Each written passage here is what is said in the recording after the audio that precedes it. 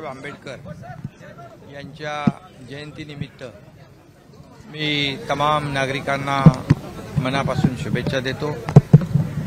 बाबासाहेबांची जयंती ही अतिशय उत्साहात जल्लोषामध्ये पूर्ण देशभर बाबासाहेबांचे अनुयायी करोडो नागरिक साजरी करतात। या देशाला सर्वोत्तम घटना देण्याची जगातली सर्वोत्तम घटना बाबासाहेबांनी लिहिली आणि त्या राज्यघटनेच्या आधारावर आपला देशाचा राज्यकारभार चालतो आणि सर्वसामान्य माणसाला दलित शोषित पीडित याला न्याय देण्याचं काम यासाठी बाबासाहेबांनी संघर्ष केला। त्याला ज्ञानाची आणि न्यायाची ओळख झाली पाहिजे, त्याला ज्ञान आणि न्याय मिळाला पाहिजे यासाठी बाबासाहेबांनी संघर्ष केला। शिका, संघटित व्हा आणि संघर्ष करा हे बाबासाहेबांचं ब्रीदवाक्य होतं आणि म्हणून बाबासाहेबांनी या देशासाठी जे सर्वोत्तम काम केलंय ते प्रत्येकाच्या हृदयामध्ये कायम आहे आणि म्हणूनच केंद्र सरकार असेल, राज्य सरकार असेल, यांनी बाबासाहेबांच्या ज्या आठवणी आहेत, बाबासाहेबांचं मग वास्तव्याचं घर असेल, लंडनमधलं घर असेल, बाबासाहेबांचं इथे इंदू मिलचं स्मारक असेल, दीक्षाभूमी असेल, अशी सर्व ठिकाणं जी आहेत ही मोदीजींनी त्याचं स्मारकामध्ये रूपांतर करण्याचा निर्णय घेतला आहे। राज्य सरकार देखील जगाला हेवा वाटावा असं भव्य दिव्य असं इथं स्मारक इंदू मिलमध्ये करतं आहे। त्याचबरोबर आज बाबासाहेबांची जयंती मोठ्या उत्साहात साजरी होती आहे। मला वाटतं बाबासाहेबांचा संविधान दिन देखील आदरणीय प्रधानमंत्री महोदयांनी 19 जून 2015 साली सुरू केला। दरवर्षी तो बाबासाहेबांचा संविधान दिन आपण साजरा करतो। संविधान बदलण्याचा आरोप जे आहे विरोधी पक्षाचे नेते करतायत, आपण काय त्यांना दरवेळेला निवडणुका आल्या की विरोधक संविधान बदलणार अशा प्रकारची ओरड करून या ठिकाणी लोकांमध्ये संभ्रम निर्माण करतात। परंतु मोदीजींनी त्यांच्या भाषणात देखील सांगितलं बाबासाहेबांच्या संविधानावरच आमच्या देशाचा कारभार सुरू आहे आणि म्हणून संविधान बदलण्याची कुणाची हिम्मत नाही। जब तक सूरज चांद रहेगा बाबा साहेब का संविधान कायम रहेगा अशा प्रकारचं सगळ्यांचा एक दृढ संकल्प आहे। त्यामुळे या सर्व खोट्या नाट्या आरोपामध्ये लोकांनी विचलित होण्याची आवश्यकता नाही, लक्ष देण्याची आवश्यकता नाही। खरं म्हणजे बाबासाहेबांचा निवडणुकीत पराभव करण्याचं पाप काँग्रेसनी केलं, त्यामुळे या काँग्रेसला किंवा विरोधी पक्षाला बाबासाहेबांवर संविधानावर बोलण्याचा नैतिक अधिकार नाही। जाहीरनामा जो जाहीर करण्यात आलेला आहे, जाहीरनाम्यावरती काय म्हणाले? जाहीरनामा करण्यात आलेला आहे एनडीएकडनं, जाहीरनाम्यावरती याच्यामध्ये जे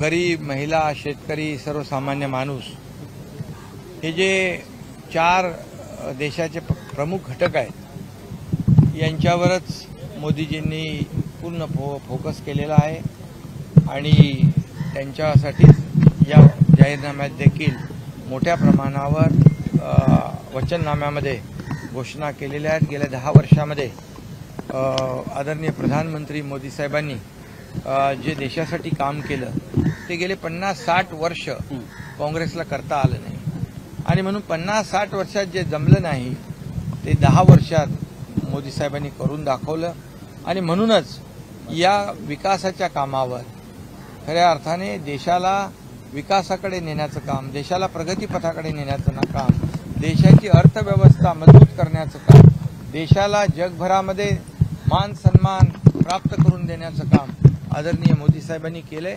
त्यामुळे यावेळेस तर मोदी साहेबांची गॅरंटी जनतेने घेतलेली आहे।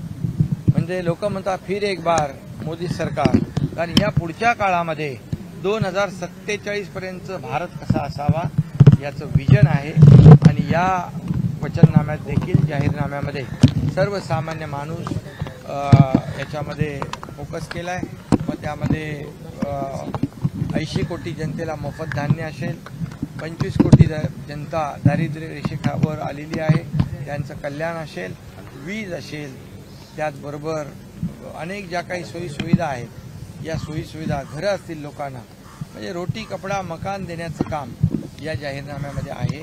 त्यामुळे या सर्वसामान्य लोकांच्या हिताचा विचार, उद्योगाचा विचार, रोजगाराचा विचार, तरुणांच्या हाताला काम मिळालं पाहिजे याचा विचार, हा सर्व विचार या जाहीरनाम्यात केला आहे. म्हणून मी महाराष्ट्राचा मुख्यमंत्री म्हणून आपल्या आदरणीय मोदी साहेबांनी जाहीर केलेल्या जाहीरनाम्याचं मनापासून स्वागत करतो, मनापासून त्यांना धन्यवाद देतो. कारण हा जाहीरनामा वचननामा आहे. हा वचननामा मोदी साहेब पूर्ण करतात ही गॅरंटी जनतेला आहे. आणि म्हणूनच या वचननाम्याच्या माध्यमातून